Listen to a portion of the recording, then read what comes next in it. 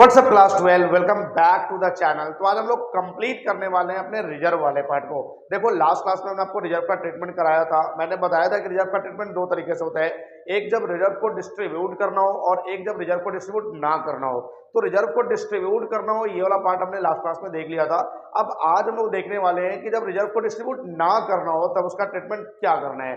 तो चलो without wasting any time हम लोग स्टार्ट करते हैं रिजर्व के ट्रीटमेंट के साथ। अब देखो जनरल ट्रीटमेंट हमने सीखना है कि अगर रिजर्व को पार्टनर्स ने ये डिसाइड करा कि रिजर्व को डिस्ट्रीब्यूट ना करना हो तो उस केस में आप क्या ट्रीटमेंट करने वाले हो। आपके पास जितने भी रिजर्व या जनरल रिजर्व है, तो सबसे पहले लेट सपोज कि दो पार्टनर्स थे, वही एग्जांपल मैं फिर से ले रहा हूं। दो पार्टनर्स थे एक्स और वाई और इनका जो रेशियो था ये था 1:1, ये इनका रेशियो था। अब इसके बाद इन्होंने जनरल रिजर्व एक क्रिएट किया हुआ था और ये जनरल रिजर्व इन्होंने क्रिएट किया हुआ था 50,000 रुपीज का। अब इसके बाद इन्होंने क्या डिसाइड करा कि अब ये रेशो चेंज करना चाहते हैं।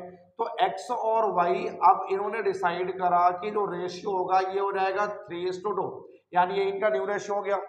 तो इस केस में हम लोग क्या करते थे, दो चीजें होती थी। सबसे पहले जनरल रिजर्व जो भी इन्होंने बनाया था at the time of change in profit sharing ratio, ये जनरल रिजर्व को आपस में ओल्ड पीएनएल रेशो में क्या करते थे, डिस्ट्रीब्यूट कर लेते थे। तो जब ओल्ड पीएनएल रेशो में ये डिस्ट्रीब्यूट करेंगे तो x को कितना मिलेगा, x को 25 मिलेगा और y को भी 25 मिलेगा, यानी दोनों को 25-25 हजार रुपए मिल जाएंगे क्योंकि टोटल 50,000 का जनरल रिजर्व था।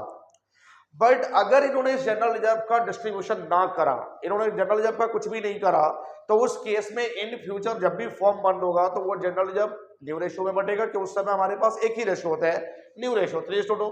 तो जब फ्यूचर में at the time of closing the form में 50,000 को आप 3:2 के रेशियो में बांटोगे तो x को कितना मिलेगा, x को 30,000 मिलेगा और y को 20,000 मिलेगा। अब यहाँ पे क्या होगा कि जो x है ये x तो फुल खुश हो जाएगा कि वाह हमने लगाया था 25,000 और मिला कितना 30,000। लेकिन जो y है भाई साहब, ये y क्या होगा, y तो रोएगा, हमने तो लगाया था 25,000 लेकिन मिला कितना 20,000, ए मेरा 5,000 खा गया।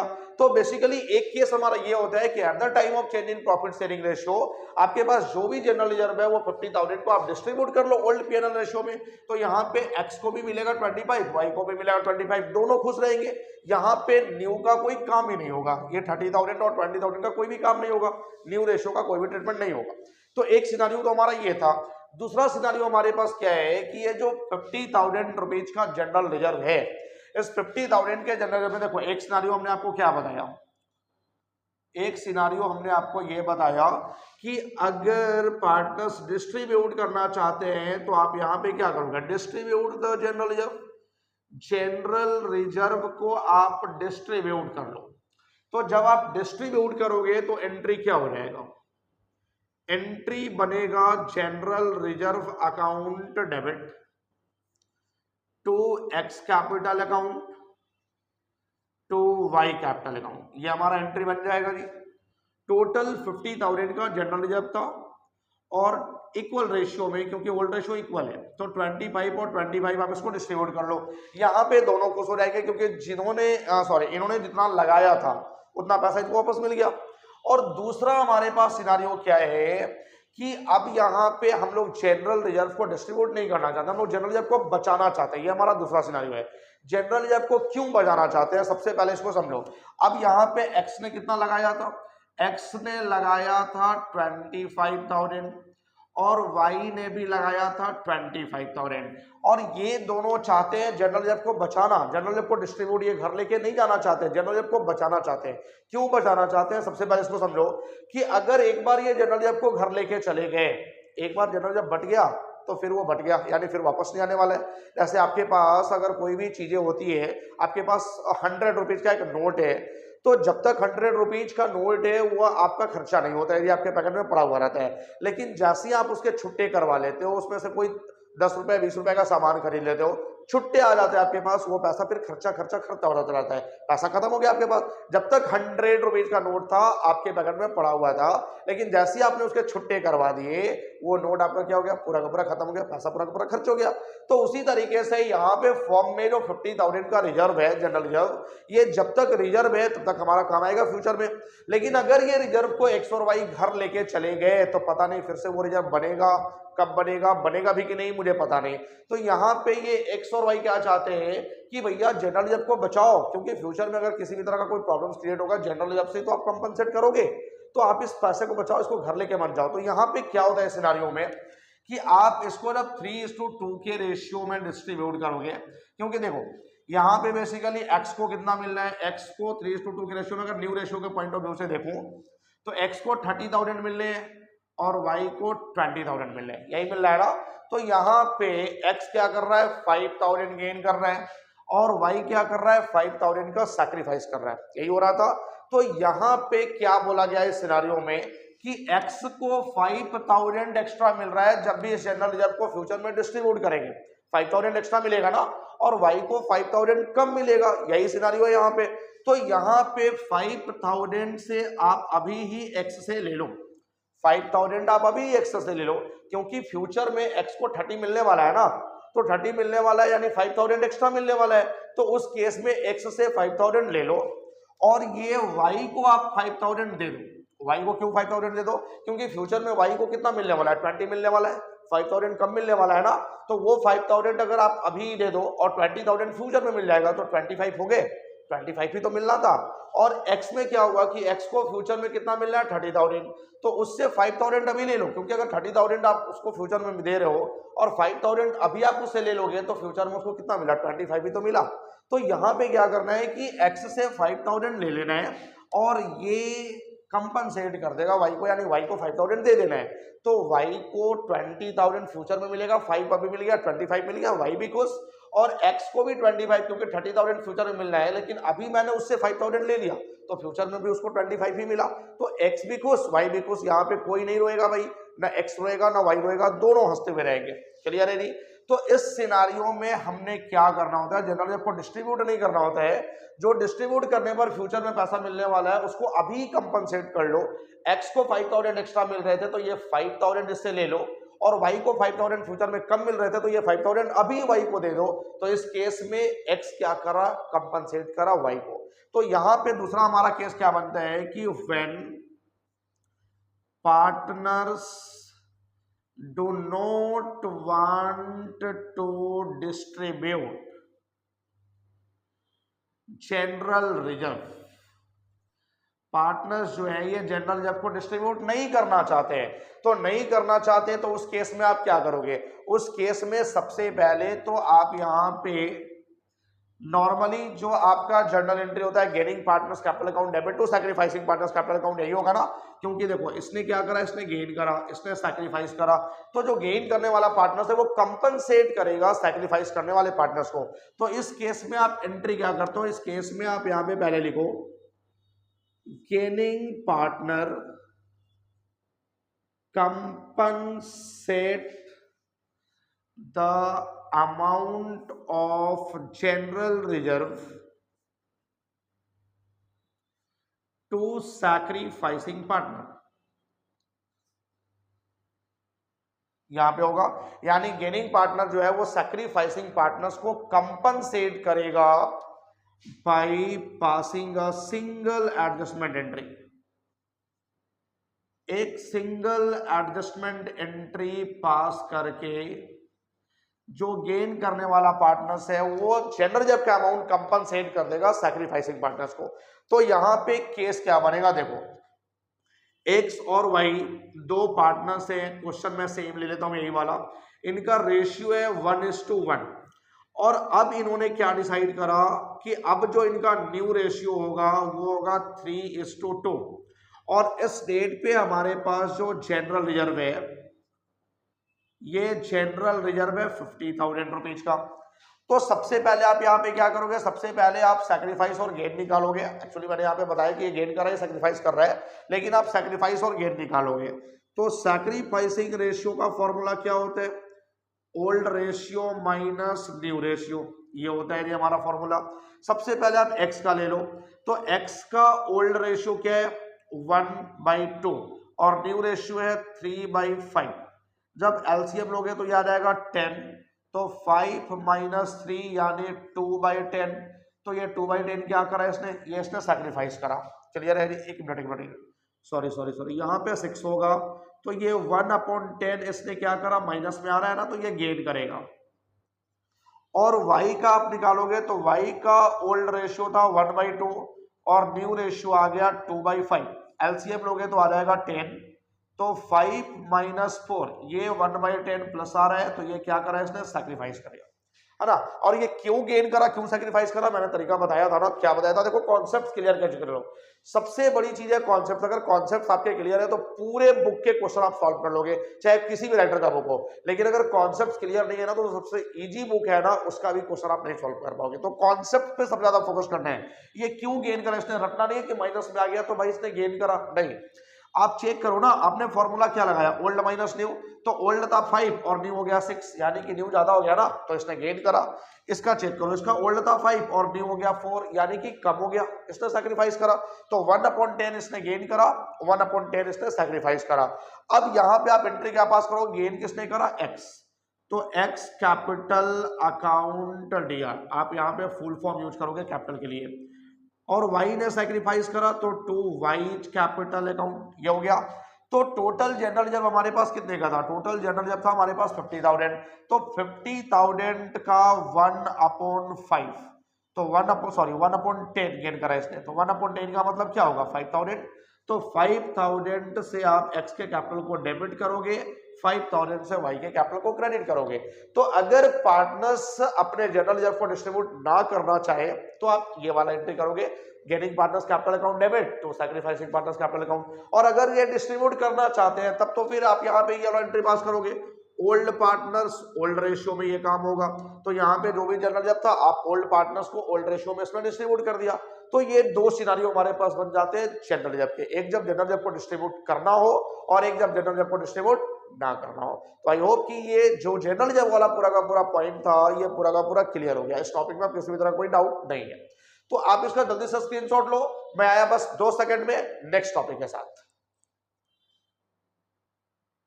चलो तो नेक्स्ट टॉपिक हम लोग क्या करते हैं, नेक्स्ट टॉपिक आप हेडिंग ले लो, revaluation of assets and liabilities.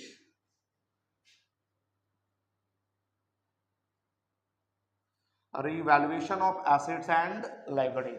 अब देखो सर, ये revaluation of assets and liabilities होता क्या है, जिस दिन भी आप प्रॉफिट सेलिंग रेशियो चेंज कर रहे हो उस डेट पर आप अपने सारे पुराने एसेट्स के वैल्यू को अप टू डेट करोगे। क्यों अप टू डेट करोगे, यानी कि करंट वैल्यू से आप कंपेयर करोगे।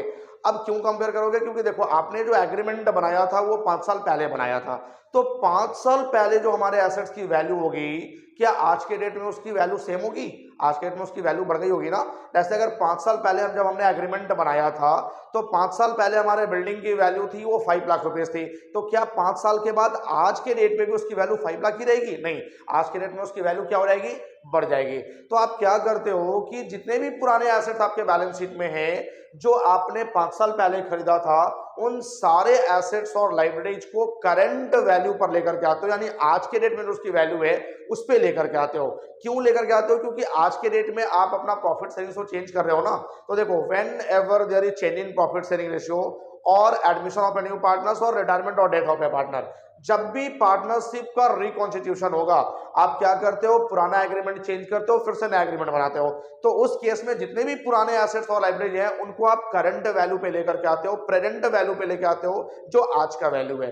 तो आज के वैल्यू पे क्यों लेकर के आते हो, क्योंकि देखो भाई आज के बाद तो नया रेशियो हमारा चेंज हो रहा है, सब कुछ नए रेशियो में काम होगा। तो उस केस में जो पुराने एसेट्स और लायबिलिटीज के वैल्यू को चेंज करने में जो प्रॉफिट लॉस होगा, क्योंकि अगर आप पुराने एसेट्स और लायबिलिटीज के वैल्यू को चेंज करोगे, करंट वैल्यू पे लेके आओगे, तो देखो बिल्डिंग का वैल्यू 5 लाख था, सपोज कि आज के डेट में प्रेजेंट वैल्यू उसका 8 लाख हो गया, तो 3 लाख रुपए का बिल्डिंग का वैल्यू बढ़ गया ना, तो ये फर्म के लिए प्रॉफिट हुआ। तो ये कौन सा प्रॉफिट हुआ, ये ओल्ड प्रॉफिट लॉस हुआ। तो यहाँ पे जितने भी ओल्ड प्रॉफिट और लॉसेस हैं उनको आप ओल्ड रेशियो में बांट करके कंप्लीट कर लो, खत्म कर लो, क्योंकि आज के बाद तो हमारा सब कुछ नया रेशियो शुरू हो रहा है।